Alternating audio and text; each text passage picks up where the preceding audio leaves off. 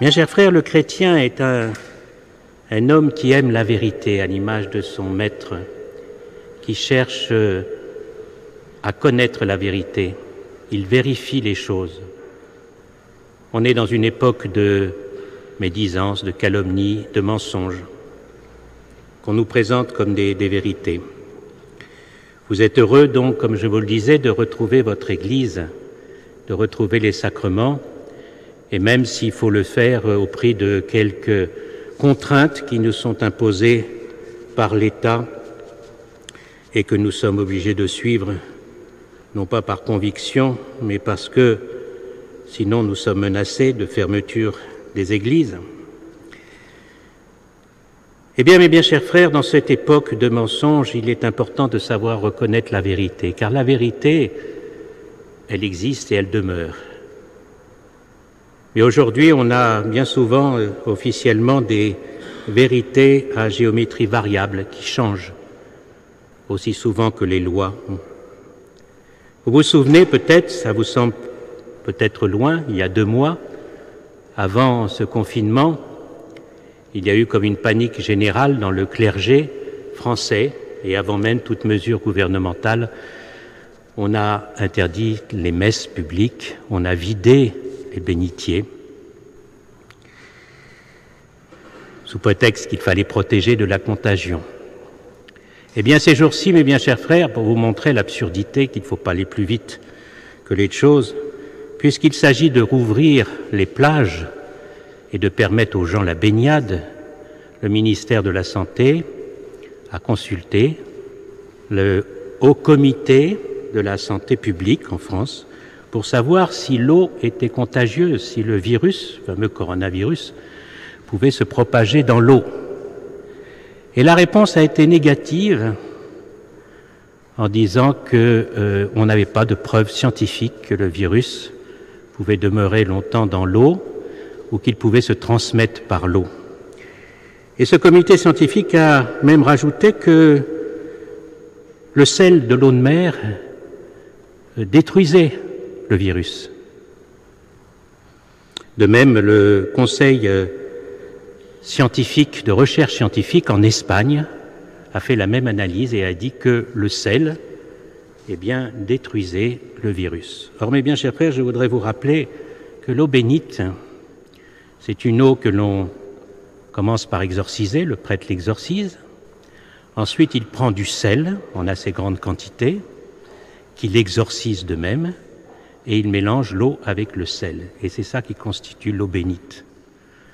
Alors, vous pouvez prendre l'eau bénite allègrement, c'est pour ça que nous n'avons pas vidé les bénitiers, et en profiter parce que non seulement ça ne vous transmettra pas le virus, mais en plus de ça, ça vous apportera des grâces surnaturelles très particulières à cette eau qui a le pouvoir de chasser les démons. Voyez un exemple de vérité qui change rapidement, pour ne pas dire de mensonge. Vous vous souvenez peut-être aussi que peu de temps avant le confinement, eh bien, on a fermé les écoles. De grands scientifiques nous ont expliqué qu'il était bien connu que les enfants étaient des réservoirs de virus et qu'il fallait protéger les adultes du contact des enfants. Et quand les mesures ont été prises, première mesure pour limiter le nombre des fidèles dans les églises à 100 personnes, on disait bien éviter de faire venir les enfants et de les mettre en contact, spécialement avec les personnes âgées.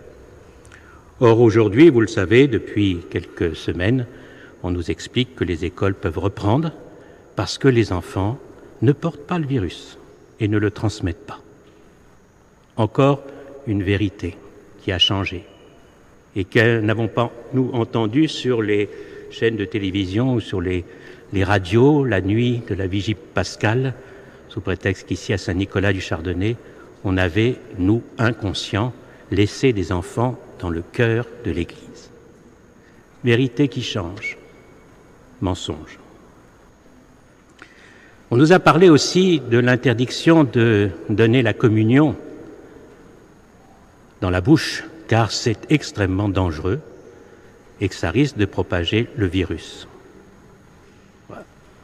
Or, il y a eu une déclaration, ces jours-ci, du président de l'Association des médecins catholiques des États-Unis et du Canada, le professeur Boschia, qui, étude à l'appui, a bien voulu montrer que, en soi, d'un point de vue purement sanitaire, la communion dans la bouche, comme le fait traditionnellement l'Église, est moins contaminante que la communion dans les mains.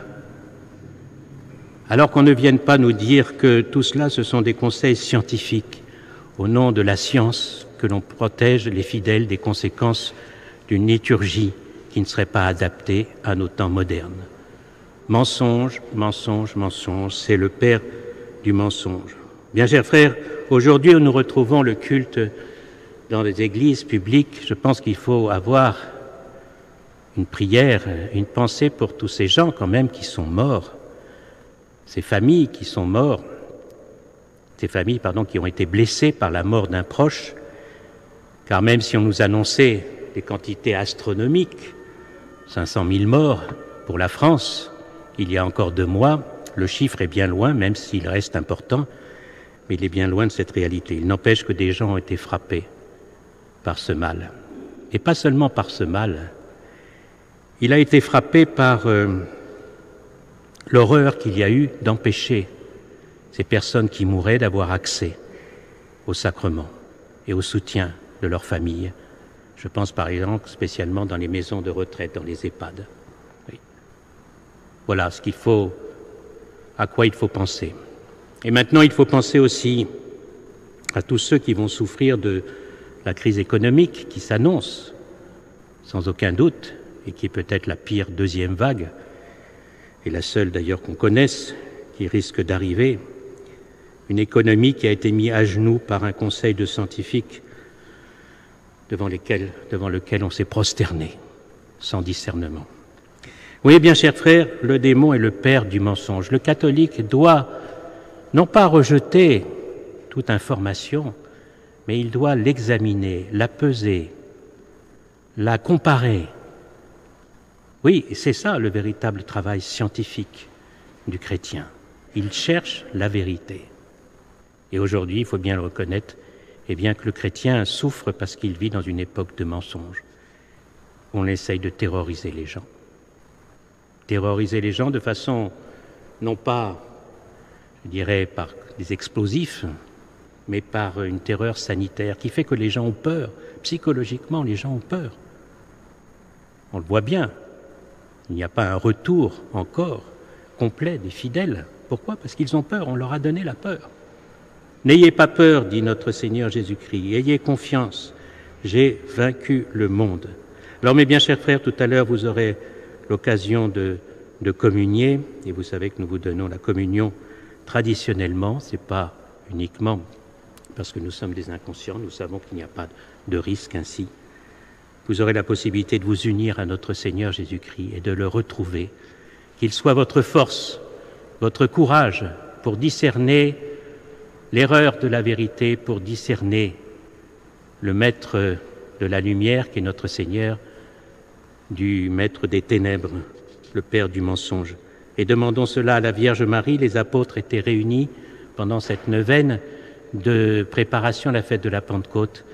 Les apôtres qui étaient timorés, réunis autour de la Vierge Marie, se sont préparés à la venue du Saint-Esprit dans le recueillement, dans la prière. Et que s'est-il passé? Eh bien, le Saint-Esprit les a transformés en hommes courageux, en hommes véridiques, en prédicateurs de la vérité, qui étaient trop contents d'avoir à souffrir quelque chose pour notre Seigneur Jésus-Christ. Faisons de même. Au nom du Père et du Fils et du Saint-Esprit, ainsi soit-il.